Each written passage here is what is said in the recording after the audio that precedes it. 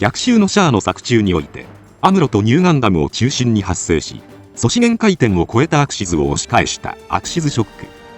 しかし、落下するアクシズには、アムロ以外にも、地球を救おうと集ったパイロットたちが大勢いました。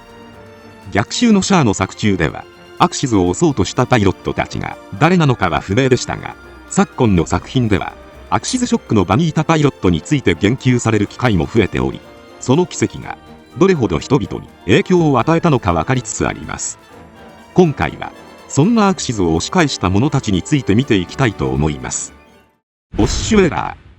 ボッシュは、漫画機動戦士ガンダム F90 に登場するキャラクターで、ガンダム F90 のテストを行う地球連邦軍第13実験船団の実験部隊隊長を務めていました。第2次ネオジオン構想から戦い続けるベテランパイロットながら、そのフランクな性格で年の離れた部下からも親しまれている人物です。アムロと共にアクシズを支えていたことが自慢話の一つで、ことあるごとに部下に話していました。しかし、間近でニューガンダムが起こした奇跡を目の当たりにしたことで、ガンダムの力に取りつかれ、いつか自分もガンダムの力を手に入れようと考えるようになります。そのため、連邦軍に所属しながら、火星独立ジオン軍と内通し、ガンダム F90、2号機のダッシュを画策しました。その後、ダッシュした2号機を回収し、火星でデフスタリオンの狩る F90、1号機と交戦。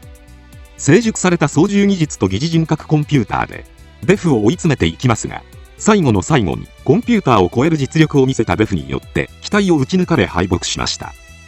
原作では生死の描写もされておらず、ガンダムの力に取りつかれた小物という印象でしたが、2022年以降多くの作品でボッシュの掘り下げが行われ、彼の人となりが明らかになってきています。まず漫画機動戦士ガンダム F90 ファステストフォーミュラでは、ボッシュがカラバ時代からロンドベルまでアムロに付き添ってきた腹心だったと判明。さらに、機動戦士ガンダムピューリッツァー、アムロレイは極光の彼方へでは、ニューガンダムの右下でアクシズを支えており、アムロ最後の目撃者だったことも判明しています。また、一年戦争時はキシリア親衛隊の一員だったようで、連邦軍でありながら、火星独立ジオン軍と内通できた理由も判明しました。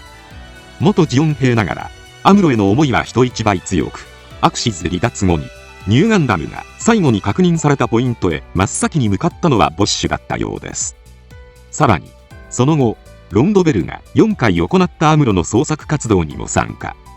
それでも、アムロの遺体は見つけられず、ピューリッツァーでは、最近も大規模捜索を上層部に上申したものの却下されたことが明かされています。こうして、アムロとの関係が明かされていく中、ファンからは、ボッシュがガンダムの力を悪魔と呼んだのは、その力の強大さではなく、尊敬するアムロと引き換えに奇跡を起こした事実から来るものだったのではないか、とも考えられるようになっています。実際、アクシズショックが起きた直後のボッシュは、涙を流しながら、その奇跡を見送っていたことから、ガンダムの力に心底感動していたと思われます。しかし、その後アムロが帰らなかったことから、あの奇跡は、ガンダムがアムロと引き換えにして起こした、まさしく悪魔の力によるものと考えるようになってしまったのかもしれません。また、作中で、ボッシュが最後に聞いたアムロのことだが、離れのガンダムの力は、だったこともあって、ボッシュにとって、アクシズショックは、人の心が起こした奇跡ではなく、ニューガンダムが引き起こしたものという印象が強まったのかもしれません。こうして、ガンダム F90 における、F90 強奪と連邦軍からの違反に至ったと考えられます。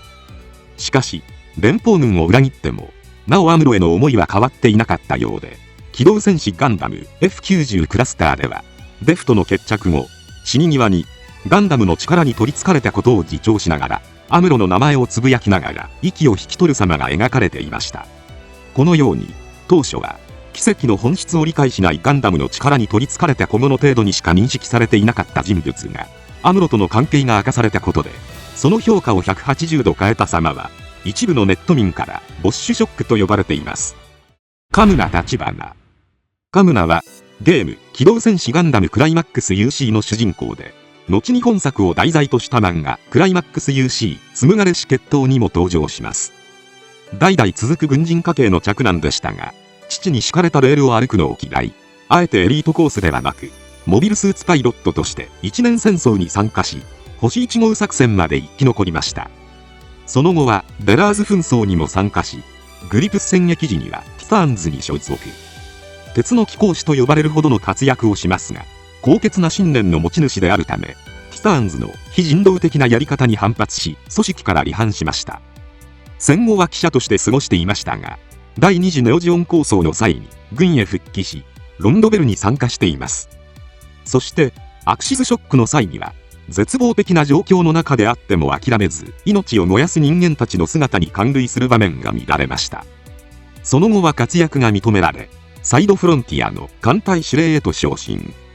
私生活でもエレン・ロシュフィルと結婚し、息子のシュンと娘のナナを授かるなど、順風満帆な生活を送っていました。しかし、宇宙世紀0116にフロンティア1で起こったオールズモビルによるテロに巻き込まれた際にエレンが死亡。この際、エレンはカムナに自分よりも民間人を優先するよう告げていますが、シュンには父が母を見捨てたと映ったため、激しい憎悪を抱かれ、ほぼ絶縁状態となってしまいました。それから時が経ち、コスモバビロニア建国戦争にも参加しますが、老齢による衰えから民間人を残して撤退するなど失態を演じてしまいます。それでも、イルルヤンカシュ要塞攻略戦では作戦参謀を務めるだけでなく、家族との離別後、クロスボーンヴァンガードへと入隊していたシュンを止めるため、プロトタイプジャベリンに登場して出撃。長距離狙撃作戦を成功させつつ、説得の末にシュンとも和解しますが、そこで力尽きてしまい、崩れゆく要塞と運命を共にしました。カール・シュビッツ。カールは、機動戦士ガンダムシルエットフォーミュラ91に登場するキャラクターで、アナハイムエレクトロニクス社の新型モビルスーツ開発スタッフを務めています。アクシズショックの際には、ネオジオン側ながら、アムロたちと共にアクシズへと取り付いたギラ動画の一機に登場していました。なお、ガンダム F90 ファステストフォーミュラでは、ネオジオンがルナ2を襲撃した際に、4機のモビルスーツと巡洋艦を一隻撃墜した凄腕パイロットだったことが、ボッシュの口から語られています。戦後の詳しい動向は不明ですが、宇宙世紀0116にはアナハイムエレクトロニクス社に所属しており、ルナ2へ出向して、第4アグレッサー部隊の隊長を務めていました。F90 ファステストフォーミュラの作中では、F70 のデータをもとにアップデートしたヘビーガン2に登場して、ファステストフォーミュラ部隊との演習に参加しています。性能で劣るはずのヘビーガンで、F89 と互角に戦うなど、歴戦のパイロットの風格を見せていました。それから数年後の宇宙世紀123年には、シルエットガンダムのテストを行う、アナハイム試験艦ブレイウッドに乗艦し、暗礁中域ゼブラゾーンでの実動試験に参加しています。しかし、同中域で、クロスボーンヴァンガードのダークタイガー隊と接触、交戦したことに端を発したゼブラゾーン事件に巻き込まれてしまいました。この際、偶然出会ったジオン系難民を守るため、バズナレムソンのカルネオガンダム1号機と交戦。機体頭部は破壊されたものの、なんとか生き延びています。なお、ガルムソンとは、宇宙世紀0116の演習の際に交戦しており、事件の7年前から、2人の因縁は始まっていたようです。ユウカジマ。ユウは、ゲーム、機動戦士ガンダムガイデン、ザ・ブルーデスティニーの主人公です。一年戦争時には、モルモット部隊と呼ばれる地球連邦軍第11独立機械化混成部隊に所属していて、作中では、ブルーディスティニー1号機と3号機のパイロットを務めていました。エグザムシステムをめぐる戦いの末、ブルーディスティニーは失いますが、ユウは生存。一年戦争の最終決戦となったアバオア空戦にも参加し戦い抜きました。一年戦争後も連邦軍に所属し、グリプス戦争を経て、第2次ネオジオン構想時には大佐へ昇進し、88艦隊所属となっています。アクシズショックの際には、一部界隈で波紋を呼んだ U 専用カラーのデガンへと登場し、上層部の命令を無視して出撃。そして、大気圏への突入を始めたアクシズに組みつき、アムロたちと共にアクシズを押し返そうとしました。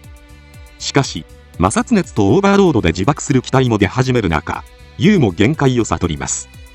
次の瞬間、サイコフレームにより、虹色の光が発せられ、他のモビルスーツと同様 U の機体もアクシズから弾き飛ばされました。その際、U は虹色の光に人の温かさを感じたとされています。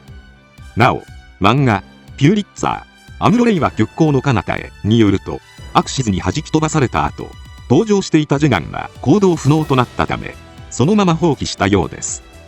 そのため、ユウが目撃した奇跡のログは残っていないとされています。こうして、第2次ネオジオン構想も生き残ったユウですが、アクシズ落下時に無断出撃した命令違反を問われて予備役に編入され、その翌年に長年務めた軍を退役しました。その後の詳しい動向については不明ですが、ピューリッツァーでは、キッカのインタビューに答える形で登場し、最後にサイド6で営んでいるフィリップのパン屋を訪ねに行くことを示唆しています。アージェントキール。最後に、VR ゲーム、機動戦士ガンダム、銀海の幻影に登場する名もなき主人公パイロットです。本作は、アージェントキールの一員として、アクシズショック後の世界で戦う物語ですが、主人公は、アクシズショックの場に立ち会っていたという過去を持ち、回想シーンでは、アクシズショックを体験することが可能です。赤熱する巨大なアクシズに張り付き、ニューガンダムと共に押し返そうとするも、無慈悲にも、味方のジェガンたちが放り出されていく様を味わえる貴重な作りになっています。ということで以上、アクシズを押し返した者たちでした。その他に、明言はされていないものの、アクシズを押し返そうとしていたかもしれない人物として、アニメ版機動戦士ガンダムナラティブに登場するヤゴ・ハーカナが挙げられます。不死鳥狩りの任務に疑問を抱き、ヨナの味方をしてくれた数少ない大人で、作中ではジェスタに登場し、セカンドネオジオングと戦うフェネックスの援護をしています。そんなイアゴですが、作中で俺は見た。人の意志が光になって地球を包むのを。その光が星を動かすのを。